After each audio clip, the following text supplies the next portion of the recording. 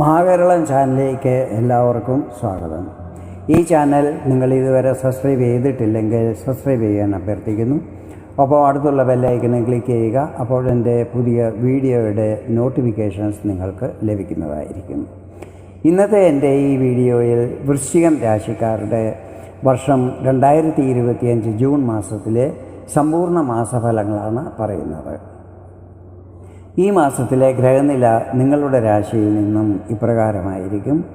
രാഹു 4-ാം ഭാവമായ കുംഭത്തിലും, ശനി 5-ാം ഭാവമായ മീനത്തിലും, ശുക്രൻ 6-ാം ഭാവമായ മേടത്തിലും, സൂര്യനും ബുധനും 7-ാം ഭാവമായ ഇടവത്തിലും, ഗുരു 8-ാം ഭാവമായ മിഥുനത്തിലും, ചന്ദ്രനും ചൊവ്വായും 9-ാം ഭാവമായ കർക്കടകത്തിലും, കേതു 10-ാം ഭാവമായ ചിങ്ങത്തിലുമായിരിക്കും മാസാരംഭത്തിൽ നിൽക്കുന്നത്.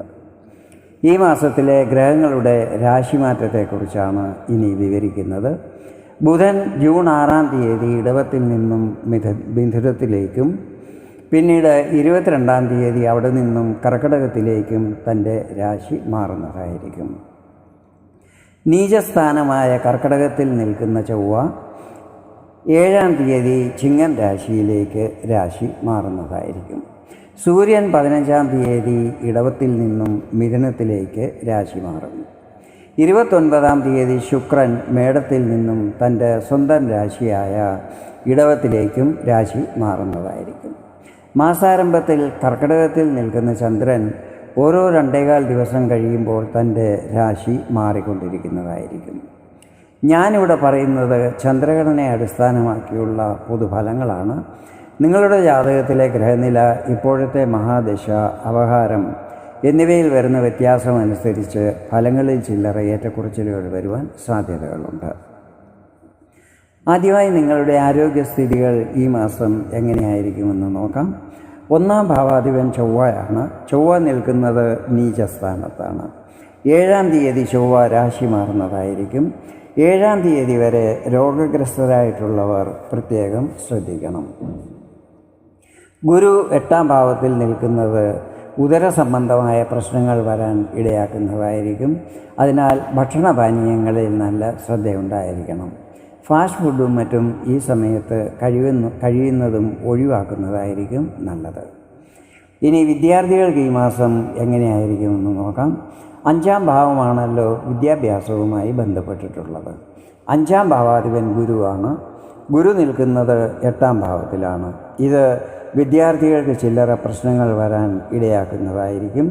എങ്കിലും 5-ൽ ശനി തൻ്റെ സ്വന്തം നക്ഷത്രമായ ഉത്രട്ടാതിയിൽ നിൽക്കുന്നത് വിദ്യാർത്ഥികൾക്ക് കുറച്ചൊക്കെ ആശ്വാസം നൽകുന്നതായിരിക്കും. നിങ്ങളുടെ രാശ്യാധിപൻ ചൊവ്വയുടെ 8-ാം ദൃഷ്ടിയും 7-ാം തീയതിക്ക് ശേഷം 5-ൽ പതിക്കുന്നതായിരിക്കും. ഈ സമയത്ത് വിദ്യാർത്ഥികൾക്ക് പഠനത്തിൽ കുറച്ച് കൂടുതൽ പരിശ്രമം ചെയ്യേണ്ടി വരും. ചെയ്യുന്ന പരിശ്രമത്തിൻ്റെ പൂർണ്ണ ഫലങ്ങളും ലഭിക്കുന്നതുമായിരിക്കും. ലവ് റിലേഷനിലുള്ളവരെക്കുറിച്ച് പറയുകയാണെങ്കിൽ ഈ മാസം നിങ്ങളിലൊരു അഗ്രസീവ്നെസ് ഉണ്ടാകുവാൻ സാധ്യതകളുണ്ട്. അതിനാൽ തമ്മിൽ സംസാരിക്കുമ്പോഴും പെരുമാറുമ്പോഴും നല്ല സൗമ്യത പുലർത്തണം. ക്രോധത്തിലും കൺട്രോൾ ഉണ്ടായിരിക്കണം. ഇത് കൂടുതൽ പ്രശ്നങ്ങൾ വരാതിരിക്കുവാൻ സഹായിക്കുന്നതായിരിക്കും. ഇനി നിങ്ങളുടെ ദാമ്പത്യ ജീവിതത്തെക്കുറിച്ചാണ് വിവരിക്കുന്നത്. 7-ാം ഭാവാധിപൻ ശുക്രനാണ്. ശുക്രൻ 6-ാം ഭാവത്തിലാണ് നിൽക്കുന്നത്. ശുക്രൻ ഇവിടെ വിപരീത രാജയോഗവും നിർമ്മിക്കുന്നുണ്ട്. അതായത് 6, 8, 12 എന്നീ ഭാവങ്ങളുടെ അധിപൻ 6, 8, 12 ഭാവത്തിൽ നിൽക്കുമ്പോഴാണ് വിപരീത രാജയോഗം നിർമ്മിതമാകുന്നത്. ഇവിടെ 12-ാം ഭാവാധിപൻ ശുക്രൻ നിൽക്കുന്നത് 6-ാം ഭാവത്തിലാണ്. ദാമ്പത്യ ജീവിതം ഈ മാസം സുഖകരമായിരിക്കും. കണ്ടകശനിയുടെ സമയത്തുണ്ടായിരുന്ന പ്രശ്നങ്ങളും മറ്റും ഇപ്പോൾ മാറിക്കൊണ്ടിരിക്കുകയാണ്. ശനി ഈ സമയത്ത് ലക്ഷ്മി ത്രികോണസ്ഥാനത്ത് സ്വന്തം നക്ഷത്രത്തിലാണ് നിൽക്കുന്നത്. 7-ൽ ശനിയുടെ ദൃഷ്ടി പതിക്കുന്നതും നിങ്ങൾക്ക് ശുഭഫലങ്ങൾ ലഭിക്കുവാൻ ഇടയാക്കുന്നതായിരിക്കും. വിവാഹം കഴിക്കാൻ ആഗ്രഹിക്കുന്നവർക്ക് അതിൽ വന്നിരുന്ന തടസ്സങ്ങളും ഈ സമയത്ത് മാറിക്കിട്ടുന്നതും ആയിരിക്കും. അതുപോലെ യോജിച്ച ജീവിത പങ്കാളിയെ കണ്ടെത്തുവാനും സാധിക്കുന്നതാണ്. ഇനി നിങ്ങളുടെ ഭാഗ്യസ്ഥിതികളെക്കുറിച്ചാണ് വിവരിക്കുന്നത്.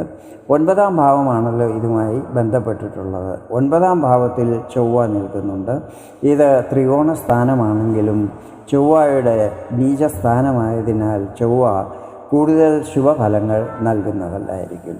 ജൂൺ 7-ാം തീയതി ചൊവ്വ രാശി മാറുന്നതോടെ സ്ഥിതികളിൽ കുറച്ച് മാറ്റം വരുന്നതായിരിക്കും.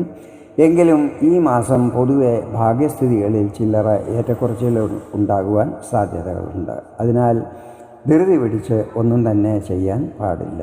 എല്ലാം സാവകാശം നന്നായി ആലോചിച്ച് വേണം ചെയ്യുവാൻ. ഒരു കാര്യം തീർത്തതിന് ശേഷം വേണം മറ്റൊന്ന് ആരംഭിക്കുവാൻ. ഇത് പെൻഡിങ് വർക്ക് കുറയ്ക്കുവാൻ സഹായിക്കുന്നതായിരിക്കും. യാത്രകളും മറ്റും ചെയ്യുമ്പോൾ നല്ല ശ്രദ്ധയുണ്ടായിരിക്കണം. വിലപിടിപ്പുള്ള സാധനങ്ങൾ നഷ്ടപ്പെടാതിരിക്കുവാനും ശ്രദ്ധിക്കണം.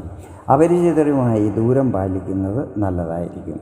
മറ്റുള്ളവർ പറയുന്നത് കേട്ട് എടുത്തുചാടി ഒന്നും തന്നെ ചെയ്യുവാൻ പാടില്ല. ഈ സമയത്ത് ദാനധർമ്മങ്ങളും ക്ഷേത്ര ദർശനങ്ങളും മറ്റും ചെയ്യുന്നത് ശുഭകരമായിരിക്കും. സന്താനപക്ഷത്തു നിന്നും ശുഭവാർത്തകൾ ലഭിക്കുവാൻ യോഗമുണ്ടാകും. വിദേശ സംബന്ധമായ കാര്യങ്ങളിൽ വന്നിരുന്ന തടസ്സങ്ങൾ മാറിക്കിട്ടുന്നതായിരിക്കും. 6ാം ഭാവത്തിൽ ശുക്രൻ വിപരീത രാജയോഗം നിർമ്മിക്കുന്നത് കടബാധ്യതകളുള്ളവർക്ക് അതിൽ ആശ്വാസം ലഭിക്കുവാൻ ഇടയാക്കുന്നതായിരിക്കും. പ്രൊഫഷണൽ രംഗത്തുള്ളവർക്ക് ചെറിയ കച്ചവടങ്ങളും സ്വയം തൊഴിലും മറ്റും ചെയ്യുന്നവർക്ക് അവരുടെ ദൈനംദിന വരുമാനത്തിൽ വർധന ഉണ്ടാകുന്നതുമായിരിക്കും. ഇനി കരിയറിനെ കുറിച്ചാണ് പറയുന്നത്. 10ാം ഭാവമാണല്ലോ ഇതുമായി ബന്ധപ്പെട്ടിട്ടുള്ളത്. 10ാം ഭാവാധിപൻ സൂര്യനാണ്. സൂര്യൻ നിൽക്കുന്നത് 7ാം ഭാവത്തിലാണ്. ജൂൺ 15-ാം തീയതി 8ാം ഭാവത്തിലേക്ക് രാശി മാറുന്നതുമായിരിക്കും. മാസത്തിൻ്റെ ആദ്യ പകുതിയിൽ ഓഫീസിൽ എല്ലാ കാര്യങ്ങളും നല്ല ശ്രദ്ധയോടെ വേണം ചെയ്യുവാൻ. ധൃതി പിടിച്ച് ചെയ്യുന്ന കാര്യങ്ങളിൽ ചിലപ്പോൾ തെറ്റുകുറ്റങ്ങൾ സംഭവിക്കുവാൻ സാധ്യതകളുണ്ട്. ഈ കാര്യത്തിൽ ശ്രദ്ധിക്കണം. 15-ാം തീയതിക്ക് ശേഷം സമയം അനുകൂലമായിരിക്കും. ഈ സമയത്ത് കരിയറിൽ ചില പരിവർത്തനങ്ങൾ കാണുവാൻ സാധിക്കുന്നതായിരിക്കും. ഇത് ട്രാൻസ്ഫറോ പുതിയ ജോബ് സ്വീകരിക്കുകയോ അതല്ലെങ്കിൽ ഡിപ്പാർട്ട്മെൻറ്റ് ചേഞ്ച് ആകുന്നതോ ഒക്കെ ആകാനാണ് സാധ്യതകൾ. വ്യാപാരി വ്യവസായികൾക്ക് ഈ മാസം നല്ലതായിരിക്കും. ബിസിനസ്സിൽ നല്ല ഗ്രോത്ത് ഉണ്ടാകുന്നതും ലാഭസ്ഥിതികൾ നല്ലതാകുന്നതുമായിരിക്കും. ഇൻകം വർദ്ധിക്കുന്നതായിരിക്കും. അതുപോലെ പൈസ സേവ് ചെയ്യുവാനും സാധിക്കുന്നതായിരിക്കും. ഒന്നിലധികം സോഴ്സുകളിൽ കൂടെ വരുമാനം വർദ്ധിപ്പിക്കുവാൻ ശ്രമിക്കുന്നത് നല്ലതായിരിക്കും. ഈ സമയത്ത് സാമ്പത്തിക സ്ഥിതികളും നല്ലതായിരിക്കും. ഇതാണ് വൃശ്ചികം രാശിക്കാരുടെ ജൂൺ മാസത്തിലെ സമ്പൂർണ്ണ മാസഫലങ്ങൾ. വീഡിയോ നിങ്ങൾക്ക് ഇഷ്ടപ്പെട്ടെങ്കിൽ ഇതുപോലെ ജ്യോതിഷ സംബന്ധമായ കൂടുതൽ വിവരങ്ങൾ അറിയുവാൻ വേണ്ടി എൻ്റെ ഈ ചാനൽ സബ്സ്ക്രൈബ് ചെയ്യാൻ അഭ്യർത്ഥിക്കുന്നു. വീണ്ടും വേറൊരു വീഡിയോയിൽ കാണാം. അതുവരെ എല്ലാവർക്കും നന്ദി, നമസ്കാരം.